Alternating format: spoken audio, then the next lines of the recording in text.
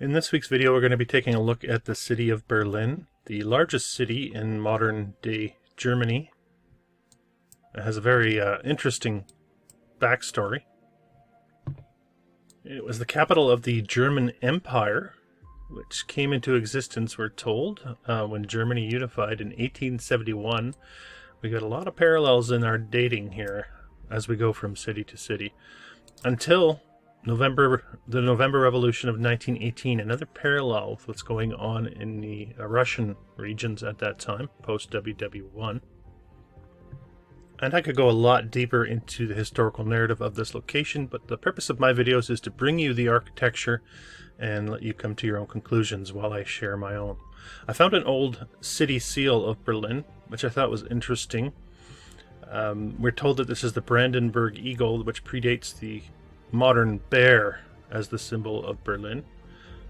But right away it struck me the similarities between this and the San Francisco city seal that I just covered. San Francisco depicting a phoenix as a result of the fires and its resiliency.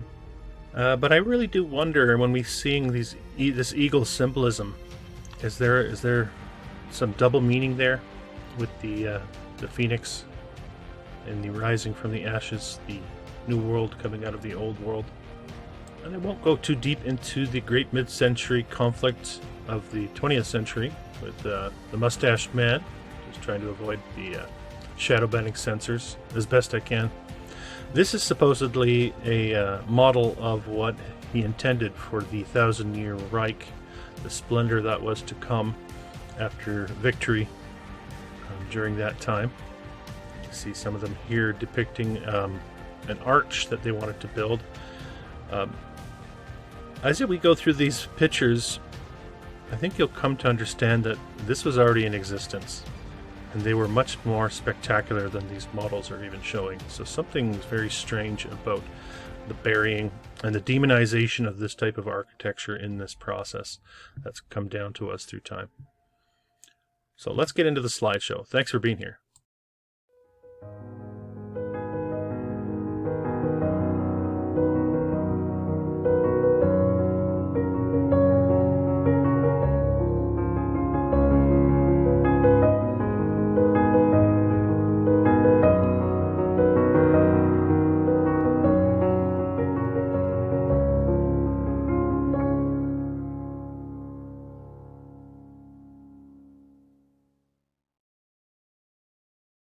And we begin with a street scene of the Potsdamer Platz in Berlin. And we're getting all the hallmarks of what we're used to seeing in the old world, with the very busy, wide streets featuring the electrified trams in this case, the horse and buggies, and pedestrians all over the place. You've got a monument in the middle of the square, elevated tramway or railway in the background. Heading into the station, we'll see all of this moving forward. And we begin with the Anhalter Bahnhof. This one's said to have been opened in 1880, excuse me. And you're going to see this. Take note of the dates that they tell us these were built, because I think it helps provide some context as to what they want us to think about how this city developed. So 1880 they build this, and it gets bombed into oblivion during the blitzes in WW2. And we're getting a sort of a progression of its demolition throughout the following decade after the conflict. And in the modern day, we still have a hint of it remaining, very reminiscent of Roman ruins, or just a piece of a building continues to be on display. A reminder of the past, a past that's been destroyed. I have this down as the Arsenal building. I couldn't find much more on it. I think I might have it as under a different name moving forward. You can see all of the statuary along the roofline here. You're going to see a lot of that in Berlin here. So much ornamentation and statuary and tech, as we like to say in this field of research. This early photograph showing us the streetcars again, but showing us the streetcars being pulled by horses. You could see them here. Very interesting to think, even at this time when we have what look to be electrified streetcars, you still have streetcars being pulled by horses. Supposedly that was the progression of technology, going from horse to electric once it was magically discovered. You also get so much beauty and ornamentation in everything. This is just a clock on the street. You can see the faces, the tech on the top. This photograph looking to me like almost a repopulation again. The horse-drawn streetcars and a real mix and match. You've got a rickshaw here. You've got a lot of pedestrians on foot.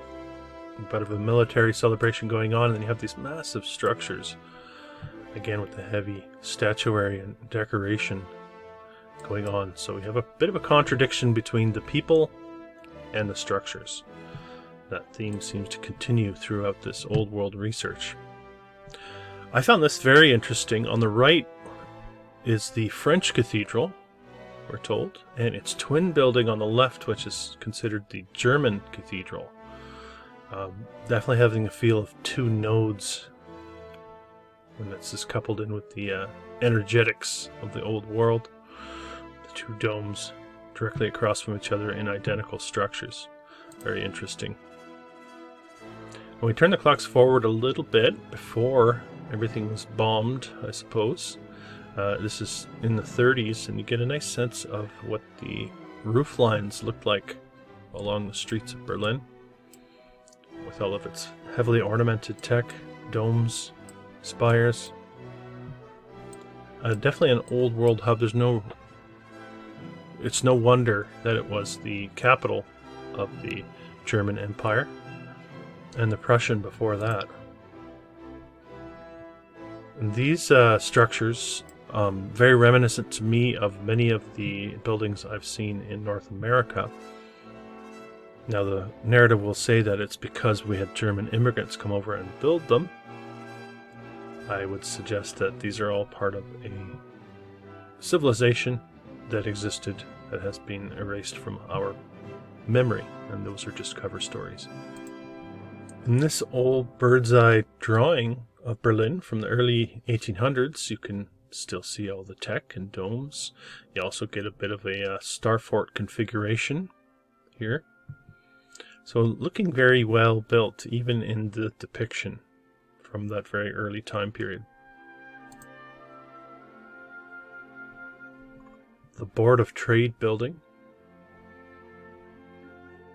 with its wonderful looking bridge, heavily ornamented arches and statues, and again with the horse-drawn buggies. So, and there's a look at the Stock Exchange, Board of Trade, or the Bourse.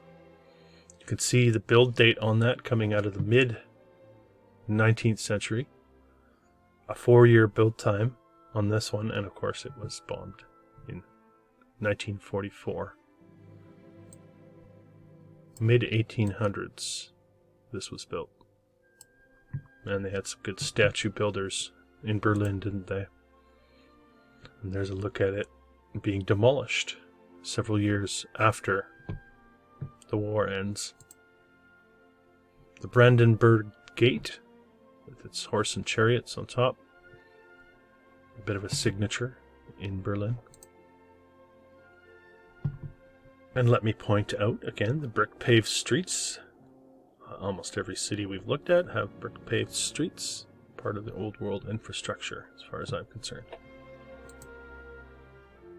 As well as the fountains. Of course, fountains coming from a time where plumbing was in its infancy or not used at all. In fact, plumbing was a part of the overhauling of Berlin in the mid 1800s, apparently. Always a mystery to me that they had fountains, but they couldn't figure out a flushing toilet. Something to consider when looking at this old world architecture and infrastructure. Massive open squares, fountains, statues, huge structures, very, very tiny people here. So thinking back to what the attempt was by the mustached man to create that 1,000-year Reich and glorious empire, I would suggest that this was all there, predating the 20th century, as you can see while we move forward in the slideshow. There's a nice look at the elevated rail lines that they had. We've seen this in other cities like Chicago, New York had it. Very advanced infrastructure.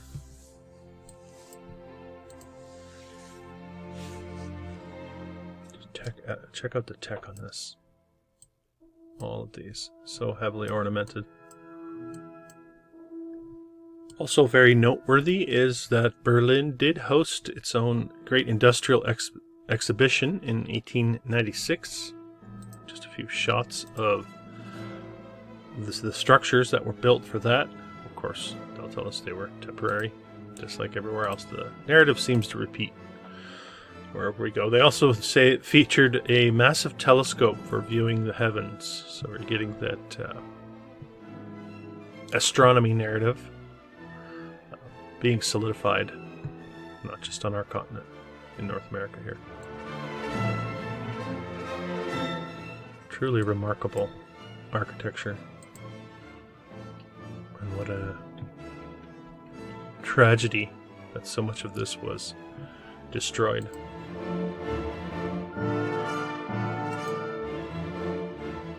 There's a nice Roman amphitheater, or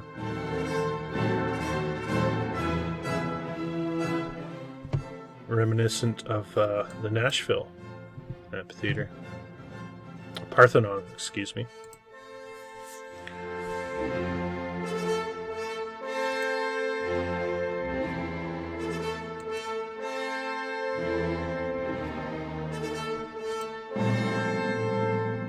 And I'm sure most of you are aware of the Berlin Wall and the sectioning off of Berlin, West and East Berlin, as the Allied forces decided they would govern in different ways. Also a very suspicious part of the narrative. A good way to keep people from each other when you need to do it, when you need to erase what's existing. A way of wiping the slate clean. Here we have the Berlin Cathedral, a very, very prominent piece of architecture. Now, this build date coming out of the most recent construction. Apparently, there's several versions before 1894, but this was supposedly when they built this one, right around the same time they were building the exhibition. Of course, they just had. They had builders in spades, just like everywhere else. And there's a look at the cathedral in the modern day, looking very old. Some of the interior, just to give you a taste of what they were supposedly able to do at the turn of the century in Berlin for interior finish. And it's absolutely spectacular. An old world relic. Don't believe the stories, folks. These stories read like fiction. Require us to just swallow them part and parcel without thinking about them. The Charlottenburg Palace, dating back a little further than the cathedral, having some similar architectural features as well, and apparently it was partially destroyed in World War II, and then some of it was rebuilt. I do have questions surrounding some of these rebuilds. I wonder how much was destroyed and how many of these photographs have been altered to give us the perception of a wholesale destruction and a miraculous rebuild. Strange to think that they would rebuild some of these as the city is being divvied up among the captors. You wouldn't have a great sense of preserving the past as the capturing forces move in. This is some of the interior of the Charlottenburg Palace. You can see the pipe organ on the left here, and the Baroque styling, they call this Baroque, sounding a lot like Baroque, broken old world. Heavily ornamented, very eye-catching. Beautiful stuff. and not a square inch overlooked. You've got stone in the cornicing and the details.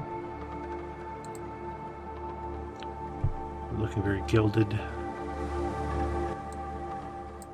Beautiful. We come to the City Hall, or Rathaus, built in the 1860s. We're told massive structure. There's a better look at it, with a little bit more detail.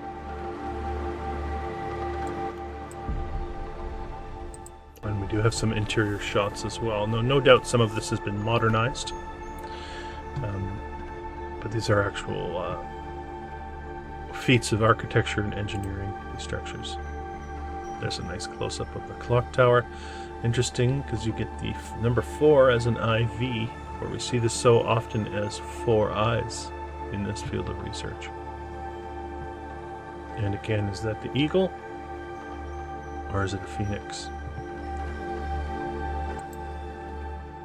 The District Court building was built around the same time as the exhibition. Absolutely spectacular looking structure. Take a look at the interior on this thing. The District Court building. A close-up of one of the towers.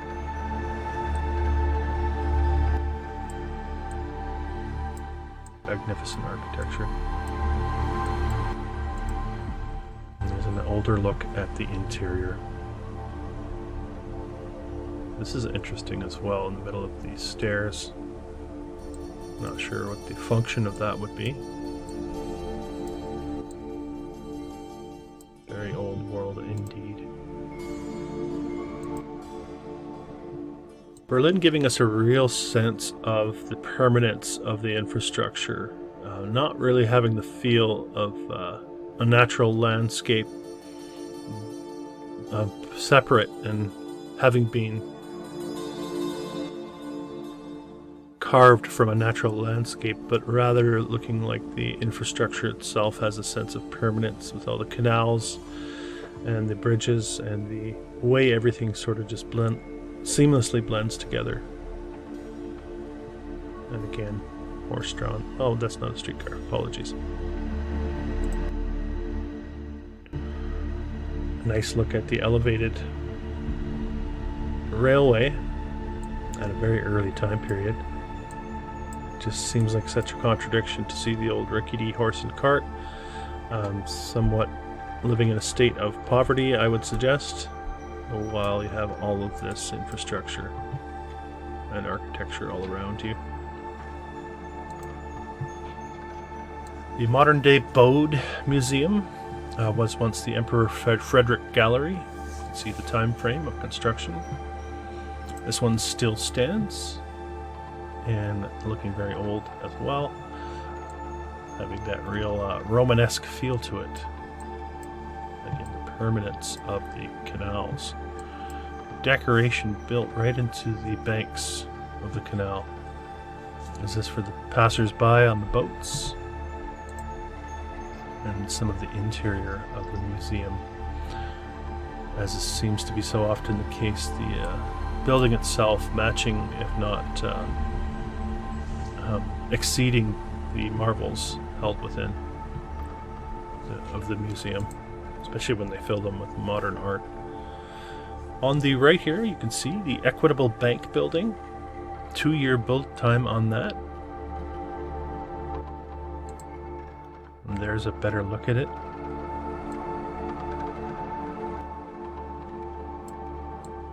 The Equitable Bank, which was bombed in WW2. And they're showing us just the skeleton of the dome. There it is again. You can see another domed structure down the way. And yet another location with domed, heavily ornamented structures. These looking very old as well, having a bit of staining going on.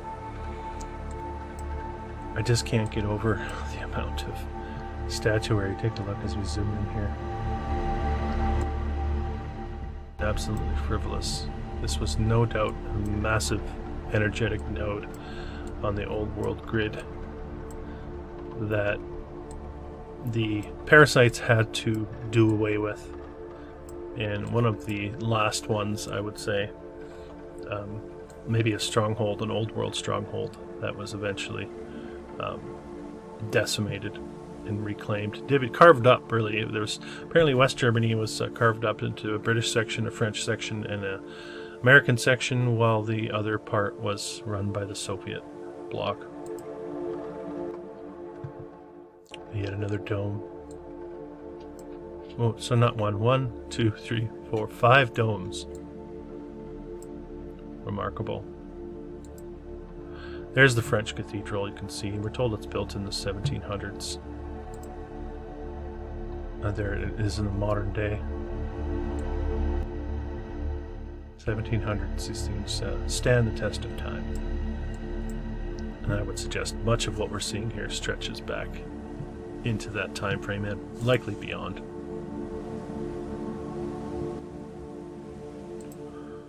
I find this one very interesting as well, the Frederick Street Passage, reminding me I've seen this in Milan as well, these covered streets, covered in glass, no doubt destroyed in the bombing. This chandelier is absolutely spectacular, and I couldn't find a lot of other good visuals on this location. That's certainly worthy of a share. As we hop back to the French cathedral. A lot of hotels didn't make it through the Great Conflagration as well. You can see this one, the Grand Hotel on the Alexander Platz. 2-year build time on this one.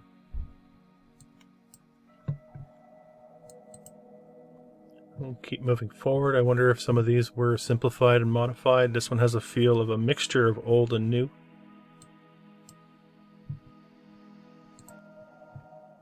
The Hebel Theater, also having that similar feel. It's a strange shape. Wondering if some modification happened to that somewhere over time. One of my favorites that I found in my research for Berlin was this, the Hermann Tietz. I think it's a department store. And let's take a look at the interior, shall we? Beautiful looking interior. There's a look from the back of it, I believe. Massive structure. Take a look at the ceiling in here. Absolutely opulent over the top. And it was destroyed as well. I mean, I'll just say it's destroyed. We'll keep moving forward. So many of these no longer stand as a result of what happened at the hands of the Allies, mind you. The Hotel Bavaria, as we see here, 1870s again. So you're seeing a whole slew of buildings being built, 1870s to 1890s, during that time frame that I mentioned, where it becomes the German Empire,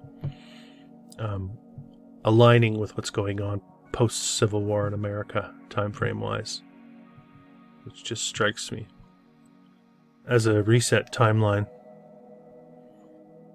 Something is not right about it, and there's enough time and enough devastation has occurred between then and now for so much of this to have been erased, wiped from memory. Hotel Bristol, 2-year build time, beautiful looking dome. Hotel Esplanade, 2-year build time. Again, you can see the ornamentation, throughways, interior of the Esplanade. Again with the glass ceilings. Very heavily ornamented. Hotel Excelsior, 05 to 08. We got 3 years. Must have been taking long breaks on this one. Of course not. These things were around for a while. The Furstenhof Hotel, supposedly built in the 1800s, but then revamped in 07, 08, we're told. We'll see it a little bit later as we move forward, a little bit clearer, but it was devastated again at the same time frame as most of these other ones. Hotel Kaiserhof, 2-year build time. There's the interior of the Kaiserhof. Very nice open area. Check out the statuary built into the walls. And the Imperial Palace, or the Baroque Palace. And I didn't put the date on that because it's one of those epic structures in these old European cities that are supposedly built 300-400 years ago, but then get built on and revamped when they change the styling of it from one to another, and it's hard to make much sense of any of that. I think it's a fictional tale. This is some of the interior of the Imperial Palace.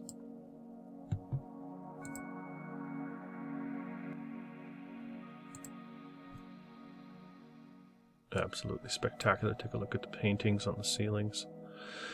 I love how the statuary sort of blends in with the paintwork.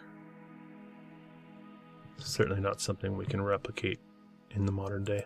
It's from the old world. And this one has the feel of somewhere between a photograph and a drawing. As we get closer, it looks to me like many of these have been penciled in. Even the details on this structure out front of the Imperial Palace, looking like it's been penciled in. Not sure what to make of that. The statuary is all very eye-catching, very uplifting, this architecture. And the horse and buggy people just don't seem to have a clue as to where they are. They've been given a false sense of association, I think, and patriotism, but I would suggest that history has been erased and rewritten. And you had to embrace what was said about the past or face the consequences. And even if you did, they wiped the slate clean several times, just to be sure. The Kaiser Keller building opened in 1899, we're told. Busy time, the 1890s in Berlin. Kaiser Wilhelm Church, 1890s. Let's throw up a church. Why don't we? This one actually doesn't make it intact during the bombing.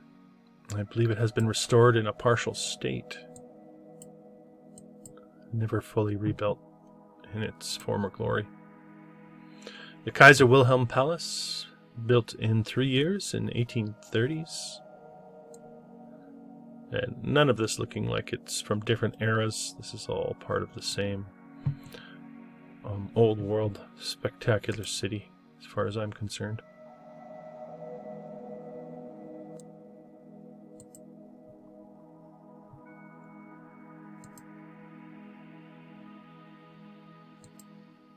The Lessing Theater, 1888. They put this thing together, we're told. I don't know about that. There's the library. Here. 1700s, this one coming out of. It took 10 years. Of course it took 10 years. It took a long time in the 1700s. Less people. Yeah, come on. It's all part of the same style of architecture. Still stands. There it is in the modern day. It's not a bad place to go read a book. Or rent one out, I suppose.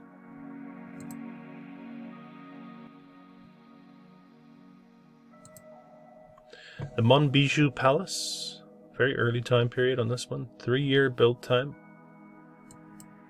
I have a few shots of it, but it was destroyed. Just look at the interior. And just a glimpse of some of the exterior of the Monbijou Palace, built in very, very early 1700s. I mean, they could be telling us this was mid-1800s. We wouldn't know any different. It's all the same, really. It's all just fictional tales. The National Gallery, reminding me of the Nashville Parthenon, built in the 1860s, we're told. Okay, whatever. This is the new synagogue. Apparently it was rebuilt after being bombed, and this is supposedly the rebuilt or refinished, old and new. Spectacular looking structure as well. Take a look at the detail on this.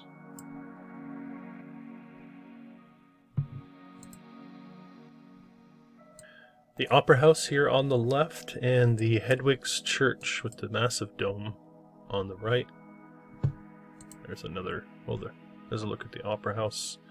Is it the same one? I don't think so. Apologies. There's Hedwig's Church. The thing about Berlin is there's just so much, and I'm sure I missed almost just as many as I found in this presentation. Apologies. I do my best to capture as much as I can, but sometimes there's just too much. Kaiser Wilhelm Palace.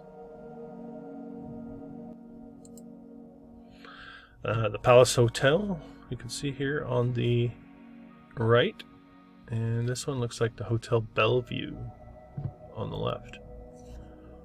I have the Palace Hotel details, a 2-year build time in 1890s, busy people in the 1890s once again. The narrative seems to repeat, doesn't it? We have the Brandenburg Gate, the Kroll Opera House, I believe here, and in the background, I think we're looking at the Reichstag, which we will take a look at. The Passage Theater, not originally built as the Passage Theater, we're told, but this is built in the 1870s.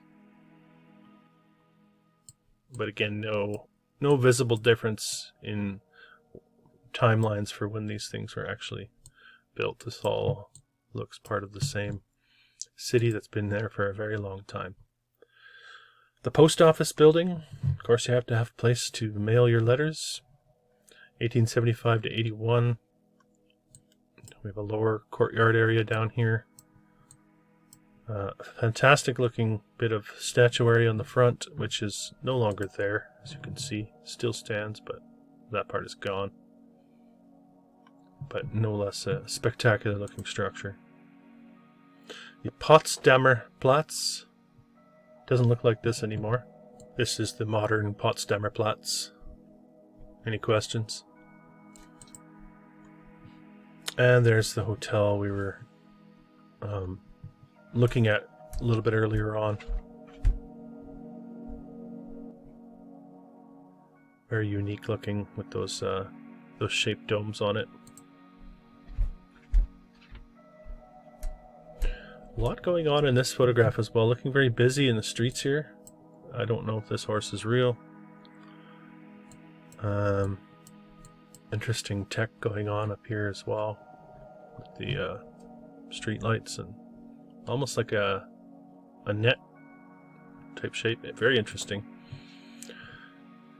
We do have a look at the Potsdamer Platz after the destruction. Apparently, why do we have horse and buggies after the bombing in the 40s? Not sure what to make of that. Keep moving forward. We're getting close to the end of the file. Prince Albert Palace. Not looking like a whole lot from the exterior. It's a nice looking structure. I have a few interior shots for you though, just to show you the level of detail going on inside these structures, and I'm sure many of the ones that no longer stand were absolutely spectacular on the interior, but we'll never really know if nothing really gets handed down to us from the past. A large part of the demolition having to do with erasing the interiors as much as the exterior. Exterior, sometimes we have all these shots, but the interiors are gone forever in a lot of cases. Here's the Reichstag building, 10-year build time. Famous story, burned down in the 30s, apparently used as a spark to ignite the rise of the Reich. I won't say too much more on that. Maybe a conversation for a Rumble, for the Rumble channel. I do plan to expand my Rumble offerings throughout the summer. Moving forward, I want to get more people on to have conversations and branch out these conversations into other areas beyond the buildings themselves. But there's the Reichstag. The Romanische Cafe, 1890s once again. There's a look at the interior of the Romanische Cafe. I love these columns. The detail, the architecture, all gone now. So what do you think of Berlin? Was it a targeted attack? Was it a lot of what we're told about history just a story? And was there much more going on beneath the surface? Or do you take everything at face value as far as what you're told? This is the Opera House. Stadium Opera House. The Kaiser Gallery. 1869 to 73. The Pavilion, Ufa Pavilion. Just a hint of Berlin. Like I said, I'm sure much was missed in this presentation.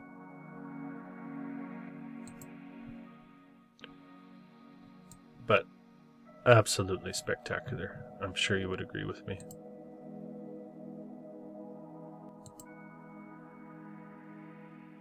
And very unique, some of this. This is very interesting looking. A vehicle, a early double-decker bus type vehicle alongside the horse and buggies. The Westminster Hotel. Like I said, the more you look, the more you find. And I'll give the zoo a very brief mention at the end, the Berlin Zoo, but there's a lot more to offer there as well. But we'll leave the video there for now. Let me know your thoughts in the comments, and I appreciate you being here. This has been an old world exploration. If you're new to the channel, don't forget to subscribe, hit the thumbs up button, and comment. I believe we are in the process of remembering who we really are and casting off the shackles of illusion. Until next time.